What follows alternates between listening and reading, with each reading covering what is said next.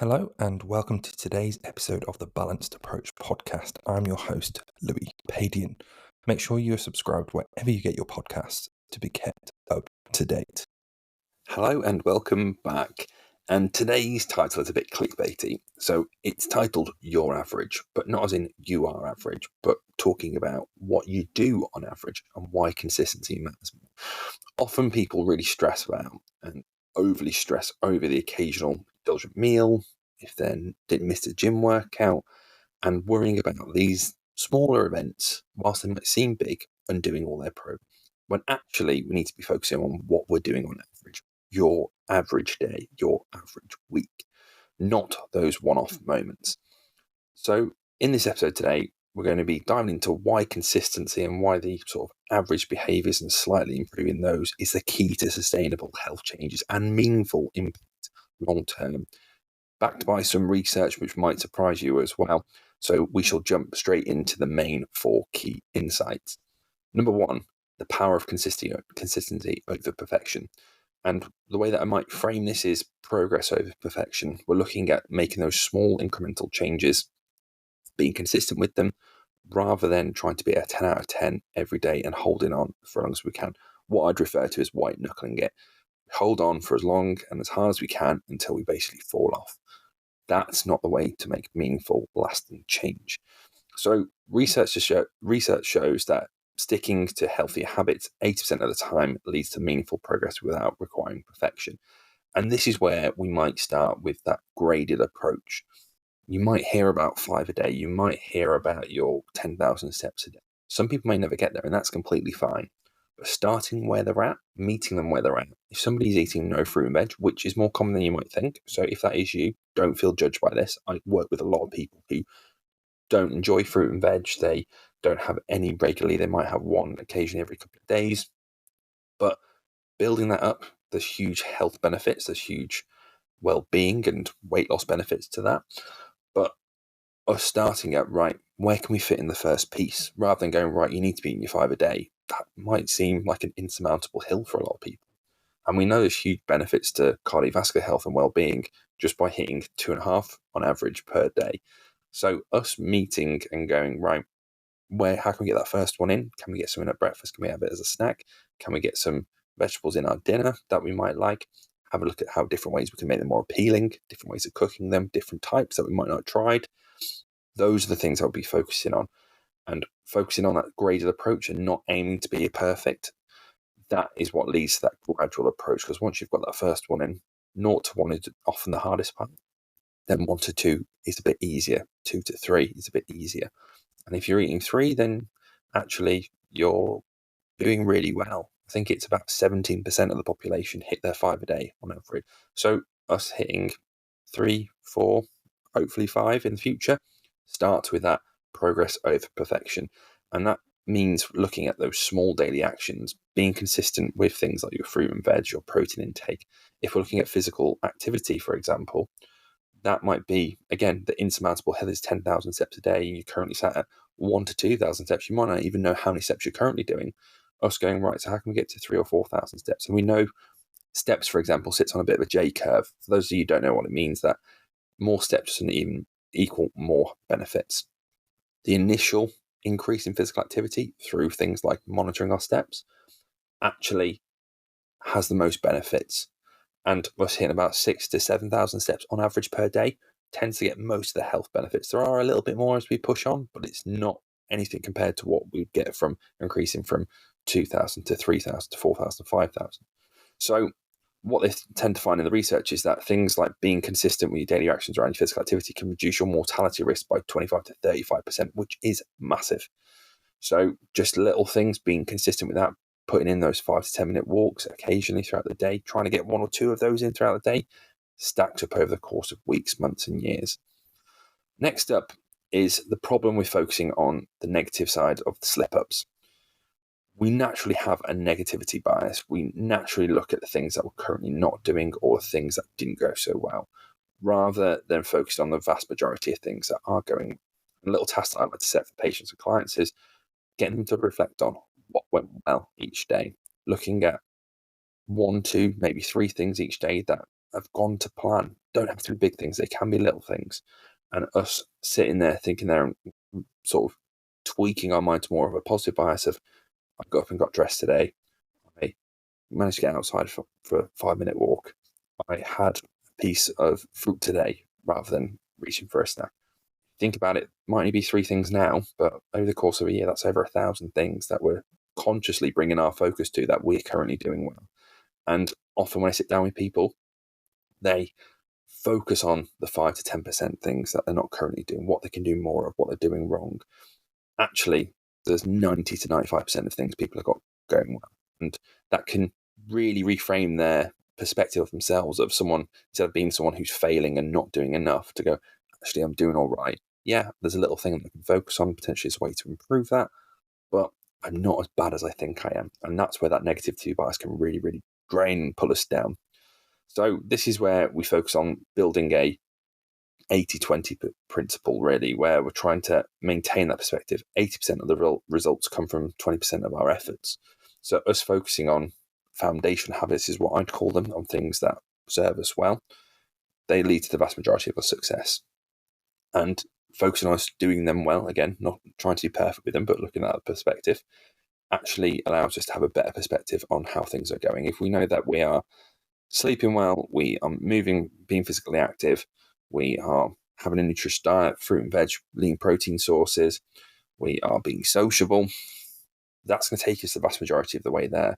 We don't have to worry about doing the latest routine or making sure we're taking these XYZ supplements. Actually, we can get the vast majority of our success by being fairly consistent, not even perfect, with our physical activity, managing our stress levels and sleep, looking after our diet, and making sure that we're looking after our social and mental well-being. So again, not looking at the negatives there, and us going, right, what's the broader picture? What am I doing on average? Next up is looking at small habit changes and then equaling big results. And this is sort of the compounding interest you might have seen before, where, yes, that 1-2 minute walk, again, some of us might say, what's even the point? But that can have a huge benefit to our health and well-being, especially if we do it consistently throughout the year. An example that I came up with is, if we're looking at a calorie deficit, we usually start with about a 500 calorie deficit on average. If you're sort of working on averages, there's inaccuracies with how we monitor our calorie intake, but also how many calories we burn. So 500 calories sort of takes a lot of that into consideration. Hopefully we'll see a meaningful impact. It's not perfect, but it's a fairly good way of working on it. So if I said, right, I want you to reduce your intake by 100 calories a day at the moment, you might go, what's the point? And for some people, it might not actually show a huge amount of impact, especially for a while. But if we got the numbers right and we went, right, we're going to put you in a 100 calorie deficit per day, or we reduce one of your meals by 100 calories, that over the course of a year, if you were consistent with it, would lead to over a 10-pound weight loss. That's the impact of those small habit changes. Adding 10 minutes walking per day reduce your cardiovascular disease by 12%.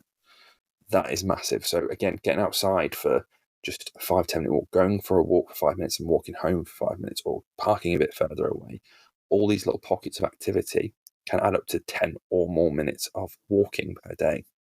And that dramatically and significantly reduce your risk of cardiovascular disease, which is one of the biggest killers. So again, looking at the small changes, where are those pockets of activity throughout the day?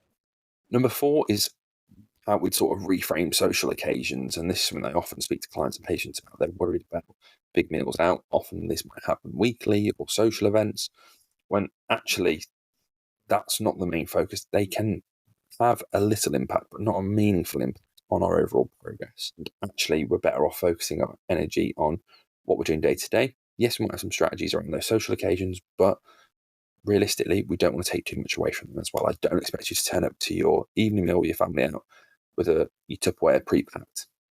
We don't need to do that. That's not necessary. Yes, we might make smarter options around our food choices. We might have some of the deep fried stuff. We might have a lighter starter. We might have some protein before our meal, just to sort of make sure we're getting enough in and give us a bit of fullness before we turn up. We might ensure that we're getting our fruits and veggies in because they make us feel better. And we might go for a more sensible dessert option, or we might not have dessert at all, and we might have a starter. Making those sort of decisions, being mindful around dressings. But realistically, we're not going to take too much away, because actually there's more important things like that meal. It's about spending time with others, it's about relaxing, it's about having different foods and enjoying them, practically looking at some mindful activities around our eating habits. And that stuff's really important as well. So being sure that we're not losing perspective of, or losing the wood through the trees, of us going, right, across the overall situation, what are we doing? When we have a look at the research around this, occasional overconsumption at social events contributes to around 1 to 2% of our overall caloric intake when averaged out across the week. That's barely anything. And this is why potentially having a bit more flexibility each day can be really useful, because it gives us that mental release. And often when I speak to clients and patients working out their calorie intake, if someone's on 2,000 calories, for example, we might dedicate 10% of those calories to more fun foods that probably aren't the most nutritious, but are things that we enjoy. It could be something like a chocolate bar each day. And you might sit there and think, as if a nutritionist is telling me to have a chocolate bar a day. But if we're ticking all the other boxes of getting lots of fruits and vegetables into our diet, we're having lean protein sources, we're feeling satisfied and full after our meals, looking after our well-being, we're moving more, we're looking after our sleep and our stress, that minor indulgence could be a really, really good opportunity to practice some mindful eating, building a better relationship with that food. Also, it allows you to see this as part of a lifestyle and long-term change. And instead of categorizing foods into good and bad, actually showing that you can make progress and still have some of these foods into your diets. It's about looking after your overall well-being, your social health. One thing it actually does help with is it makes people more adherent to their diet. It helps them stick to it and enjoyable long-term. But us looking at this as an overall strategy long-term, and how we can include these foods in a more mindful and managed.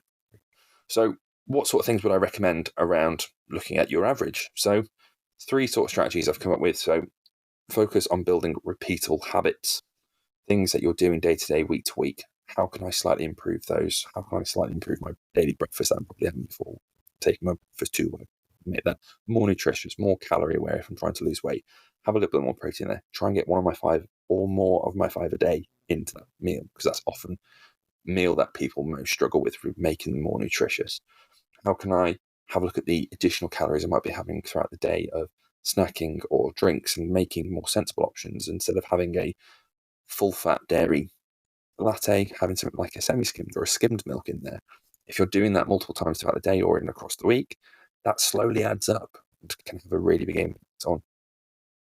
Next up, we're looking at habit stacking. So if you're trying to build a new habit, this is something I speak quite a lot, is trying to attach it to a new habit. So it could be something like, if you're trying to get out for a walk and you, after work, usually you might sit down and watch some TV. You might instead actually go, right, I'm going to watch TV on the treadmill, for example. If you're going to do that at the gym, it might be something about taking your supplements. One of the things that we commonly do is something that most of us, or we all do, is brush our teeth twice a day. Putting your supplementation alongside that, an established habit, and attaching it in there can be really good for helping improve adherence and make it more consistent. And last but not least is shifting your mindset to track progress over weeks, months, and years, not just days.